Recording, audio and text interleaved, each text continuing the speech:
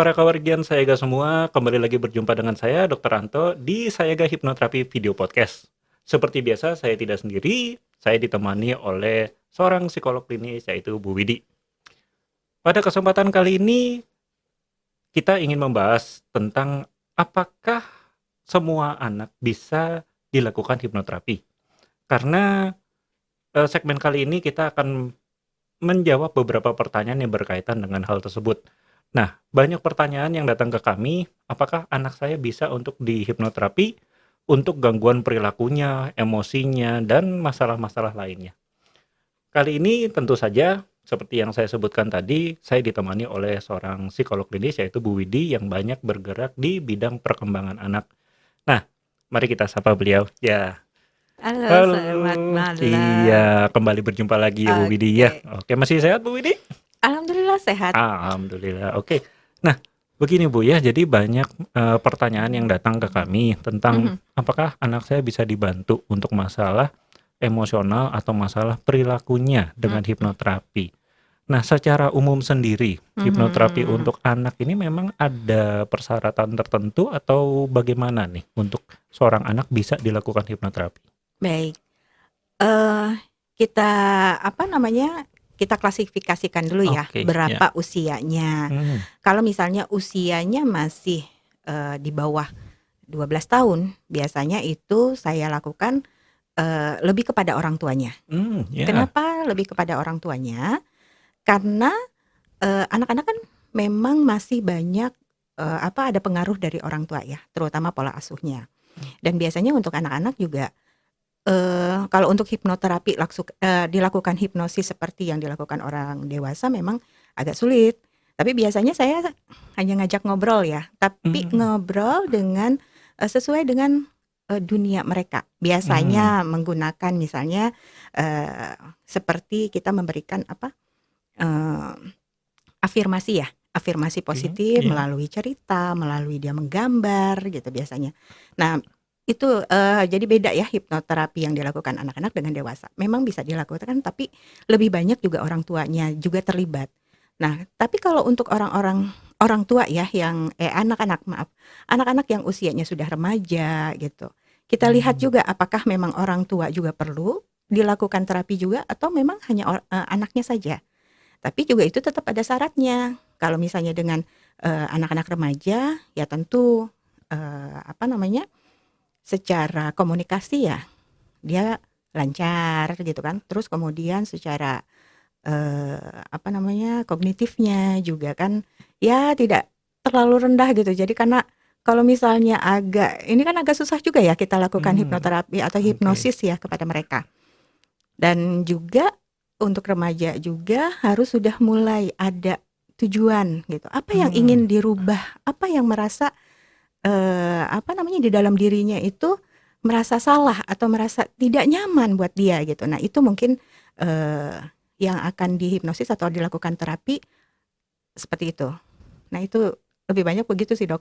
oke. Ya, ini cukup menarik ya. Jadi tadi ada kata kuncinya yaitu sudah mulai bisa untuk Iya, komunikasi, kemudian juga kognitifnya juga sudah berjalan atau mhm, minimal mumpuni lah ya iya untuk mengerti seperti apa sih nanti teknik yang mau dipakai gitu iya ya. betul Kemudian permasalahannya apa ya, betul, dan yang menarik tadi sudah harus punya tujuan ya. iya, Atau dalam kata lain mungkin boleh kita sedikit simpulkan jadi untuk hipnoterapi sendiri ini juga tetap butuh keaktifan ya iya dari si betul, anaknya ya? betul betul. Mmm, Nah, kalau untuk anak-anak sendiri juga sama sih sebenarnya, Dok, ya. mhm, Komunikasi juga harus lancar. oke, Kalau misalnya, pernah ada yang beberapa anak ya datang kepada orang tua datang kepada saya, minta anaknya diterapi, mhm, usianya masih usia ada yang usia beragam ya, ada yang mmm, usia 5 tahun, ada yang usia, 6 tahun, pokoknya beragam.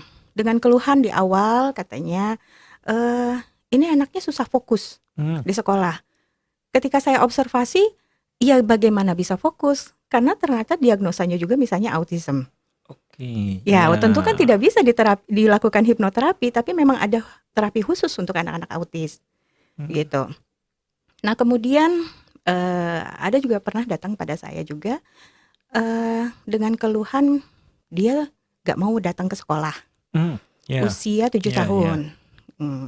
Jadi kata ibunya tuh menolak untuk datang ke sekolah. Nah, kita kan cari tahu dulu penyebabnya apa.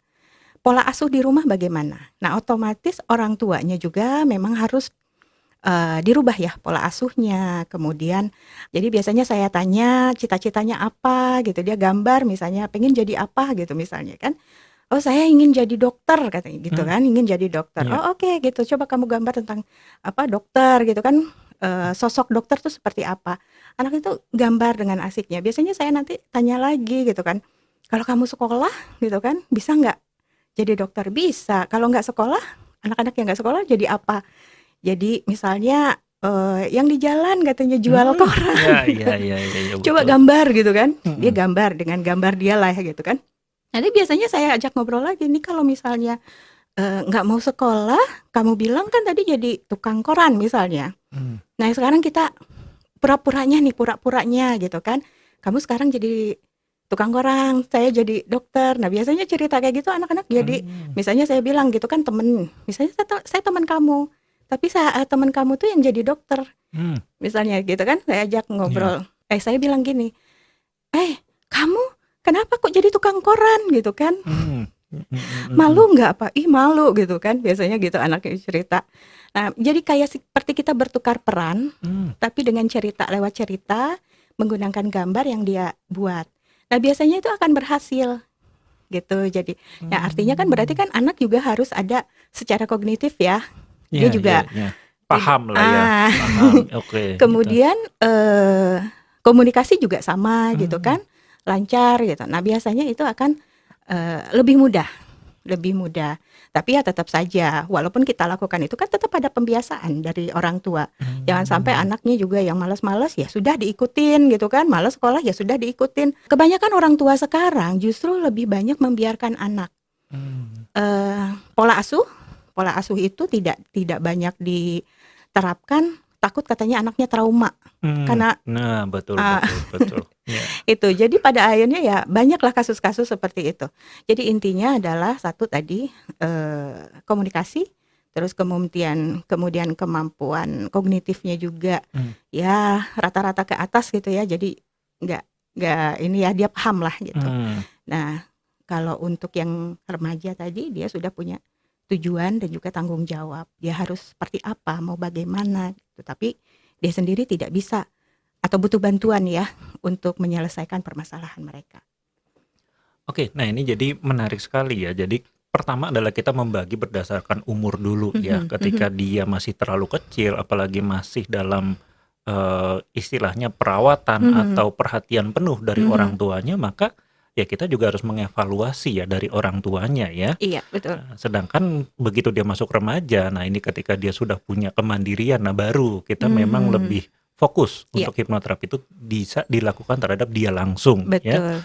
Nah, tadi juga menarik ya, kita juga berarti harus menilai dulu nih ya, karena Mhm. kadang-kadang ada juga gitu kan keluhan-keluhan, "Oh ini anak saya nggak mau sekolah, anak saya nggak mau belajar," dan lain-lain, tapi ternyata memang ada gangguan secara fisik tadi ya, Betul. gangguan autistik ya. Mhm. Ada apa lagi jenis gangguan lain yang memang bisa, di situ kelihatan seperti gangguan perilaku, tapi ini memang ternyata lebih ke arah gangguan psikologis ya? Itu selain Iya. autistik? Nah, karena saya memang basic-nya adalah psikolog klinis yang Iya, memang banyak berkecimpung di dunia anak-anak. mmm, Karena kan kalau untuk, orang dewasa hanya melihat, apa namanya, gejala ya, gejala iya, atau perilaku yang muncul. Sedangkan saya biasanya ketika perilaku itu dikeluhkan, misalnya tadi susah fokus atau misalnya kok usia tertentu bicaranya masih belum oh, lancar nah gitu, sering nah itu, betul betul. gitu. Nah itu biasanya memang saya lakukan, psikotes dulu, Oke, ya, kemudian nanti ada observasi, mmm, kemudian ada interview terhadap orang tua juga gitu, nanti di situ dilakukan diagnosa. Kalau memang tidak ada permasalahan, apa namanya, gangguan ya, iya, gangguan tadi, boleh dibilang secara neurologis lah ya gitu kan, oke, seperti autistik itu juga kan neurologis ya. iya, Nah betul kalau memang betul, tidak ada gangguan itu berarti murni misalnya hanya, pola asuh atau memang perilaku gitu. Nah itu baru nanti akan dilakukan, terapi. Terapi misalnya tadi mmm, seperti yang hipnoterapinya bukan hipnoterapi yang cara diberikan kepada orang dewasa misalnya, Betul. tapi treatment itu juga memang tidak bisa hanya satu saja, artinya hanya anak-anak saja, tapi orang tua juga sama. Tuh, Hmm. siapa tahu gitu kan, ternyata dari pola asuh atau misalnya tadi orang tua punya pemahaman tentang pengasuhan itu berbeda gitu. Jadi, nah Hmm. itu yang harus harus kita lakukan juga ya, terapi kepada orang tua.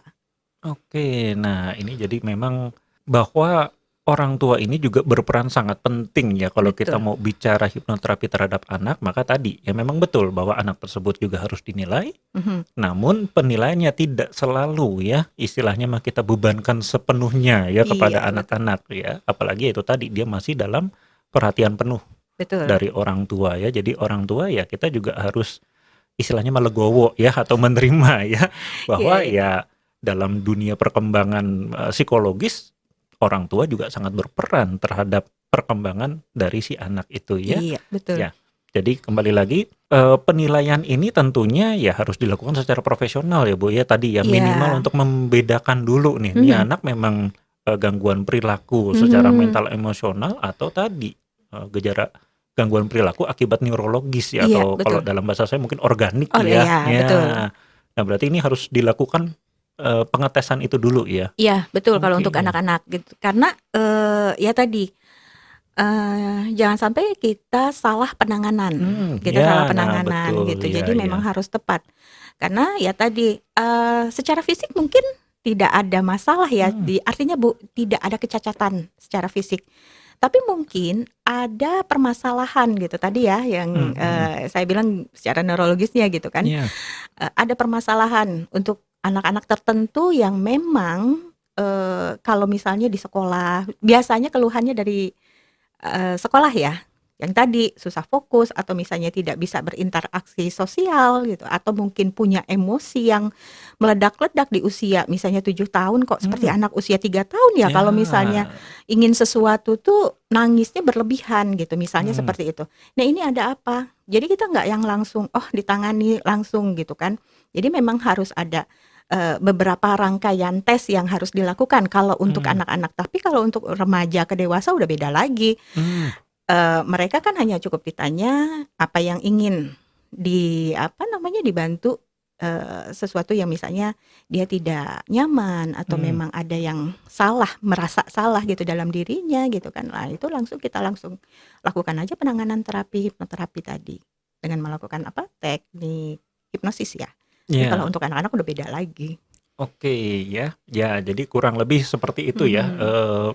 Perbedaan antara pemberian hipnoterapi pada kasus anak-anak ataupun pada kasus remaja ya. Ya seperti tadi yang paling penting juga adalah kita harus memastikan dulu ya Bu ya, Mhm. apakah memang pada anak ini terjadi gangguan perilaku secara tadi mungkin akibat lingkungan Betul. ya atau akibat pola asuh orang tua atau memang anak ini ada gangguan secara organik atau Iya, neurologis tadi ya iya, dari betul. sarafnya ya misalnya terjadi autistik. Dan memang hal ini kadang-kadang masih banyak lolos ya, Bu, ya. Iya, Kalau ini apa, wah ini mah emang anaknya bandel gitu katakan kan seringnya gitu ya. betul, betul. Emang anak saya mah susah fokus, anak saya mah Mhm. nggak seneng gaul dengan temen lainnya, dia mah Mhm. senengnya sendirian. Mhm. Nah ini mungkin sekilas bisa bantu kita apalagi Bu, gejala-gejala yang sering dikeluhkan yang ternyata, loh Mhm. anak ini ternyata autistik, Iya. bukan akibat memang anak ini bandel. Nah itu Mhm. biasanya apa aja Bu gangguannya Ya, kalau yang untuk sering anak-anak muncul? autistik kan memang ada gangguan verbal ya, maksudnya Hmm. komunikasi. Komunikasi Oh ada komunikasi, keterbatasan ya. komunikasi terus kemudian, dari kontak matanya juga ya, Hmm. sosialisasi. Ya. Kita kan bersosialisasi gitu kan, pasti ada kontak mata ya. Awal sekali adalah ada tidaknya kontak mata. Hmm. Nah, nanti kesananya berkembang lebih ke arah dia bisa atau tidak gitu, bergaul atau misalnya, bermain dengan teman-teman sebayanya. Hmm. Kemudian ada perilaku khas autistik, Hmm. misalnya, lebih ke flapping gitu kan, atau menggerakkan, anggota badannya yang tidak umum lah dengan anak-anak seusianya gitu kan. Apalagi kalau misalnya di usia dini itu jalan juga jinjit gitu kan, Mhm. terus dia juga ada masalah di, perabaannya yang, "Oh, Mmm. anak saya jijian," katanya. Jadi Oh, kalau ya ya. kalau jalan suka jinjit katanya gitu, kalau megang sesuatu yang lembut atau yang basah suka nggak mau. Ya memang dia ada masalah di, sangat sensitif di Mmm.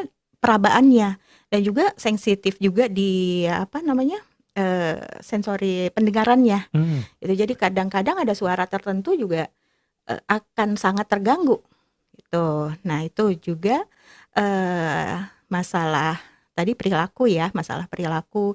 Jadi memang ada, masalah-masalah seperti tadi, yang orang mungkin kalau orang awam ya melihatnya tadi, ini anak nggak mau gaul tadi ya, Mmm. senengnya menyendiri, atau nih anak kok belum bisa ngomong-ngomong juga gitu kan. Iya. Nah, itu juga salah satunya kalau untuk yang ada beberapa anak yang memang nonverbal, Mmm. artinya memang tidak bisa bicara, tapi bukan berarti dia punya gangguan dengar Mmm. gitu, tapi memang dia ada gangguan, berbicaranya. Kemudian, "Kok kenapa ya aneh?" Gitu kan, dia menggerak-gerakkan anggota badannya, misalnya menggerak-gerakkan tangan, Mmm. berulang-ulang. Nah itu, terus ada lagi, "Kenapa ya?" Gitu, kalau misalnya, eee, dia akan ngamuk gitu kalau misalnya sesuatu itu tidak dia lakukan. Contohnya begini, ada anak misalnya dia punya ritual Mmm. kalau misalnya, eee, mau mandi itu dia harus main bola dulu Oke. gitu, Mmm. main-mainin bola. Iya Jadi iya. kalau misalnya nggak ada bolanya dia bakal tantrum, itu. Kalau udah Mmm. dapet bolanya baru dia mau mandi, misalnya Mmm. seperti itu. Jadi Iya. memang ada perilaku rigid, artinya rigid itu Mmm. kalau tidak dilakukan, itu tidak nyaman buat dia. Nah Oke. itu salah Iya. satu ciri khas untuk anak autistik juga. Oke. Iya, kembali jadi ini sangat menarik sekali ya bahwa tadi kita sedikit simpulkan ya bahwa anak yang bisa dilakukan hipnoterapi tentu mempunyai beberapa persyaratan atau kualifikasi ya yang Betul. kita terapkan supaya ini juga jelas bahwa ada kasus yang bisa kita tangani dengan hipnoterapi, ada yang tidak.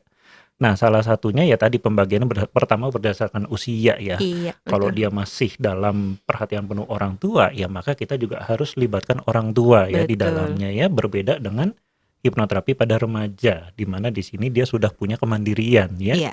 Kemudian kita juga harus membedakan bahwa anak ini memang mempunyai gangguan perilaku secara emosional atau itu tadi ya dari Mhm. neurologis ya.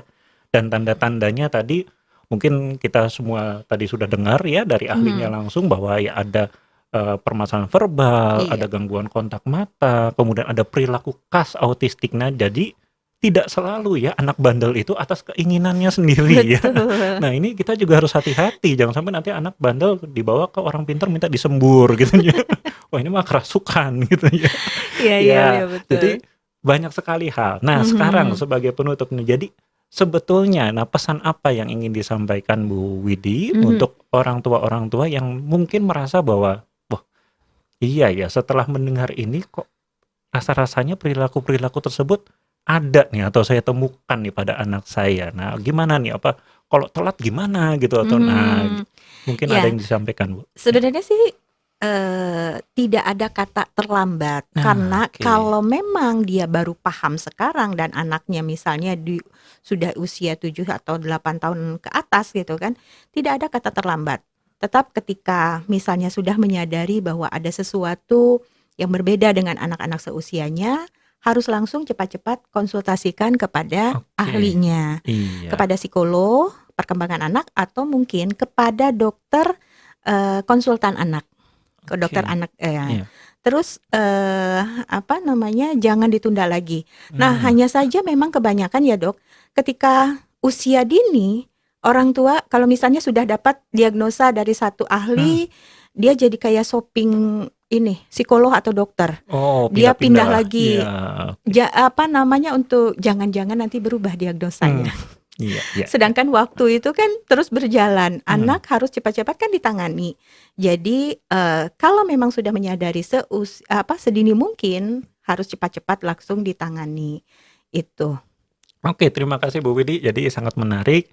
Mudah-mudahan itu semua dapat menambah pengetahuan kita tentang manfaat hipnoterapi pada anak, kemudian anak seperti apa yang bisa kita lakukan untuk penanganan hipnoterapi dan juga cara membedakan Hmm. kasus-kasus seperti apa yang Mhm. bisa kita tangani, dan tentunya selalu konsultasikan pada ahlinya ya. Iya, betul. Jangan nanti kita banyak bertanya tapi tetap tersesat juga. Itulah saya Gaya Hipnoterapi video podcast kita bersama Bu Widi yang membahas tentang kriteria anak yang bisa untuk dilakukan hipnoterapi. Jika ada pertanyaan ataupun usulan tentang tema yang ingin dibahas dalam video podcast ini, maka silakan tulis di kolom komentar.